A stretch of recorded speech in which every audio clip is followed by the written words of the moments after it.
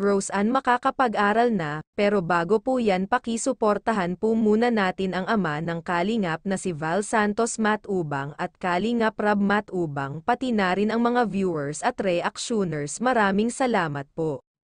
Kuya Rab, muling binalikan si Rose Ann sa kanilang bahay para may magandang balita ito sa kanya. Gayunpaman nasalubong nila ito si Rose Ann sa daan para sana ito magtinda ulit Wallace para ulit sa pang-follow-up check-up at laboratory ng kanyang nanay.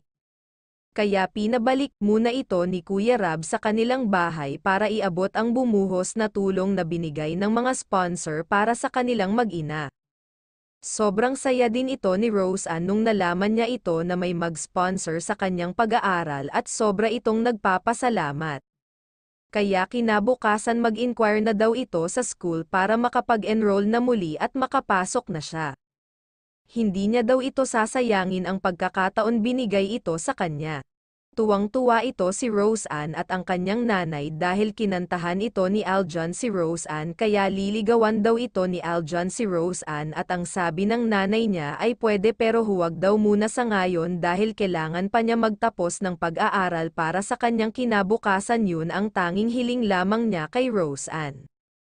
Para kapag nag-asawa siya ay hindi niya maranasan ng kanyang magiging pamilya ang hirap na dinanas niya ngayon. Pero sabi naman ito ni Rose Ann promise daw niya na magsisikap habang may pagkakataon na may tulong kaya magsikap siya kasi hindi daw ito biro ang pag-aaral ng kolehiyo.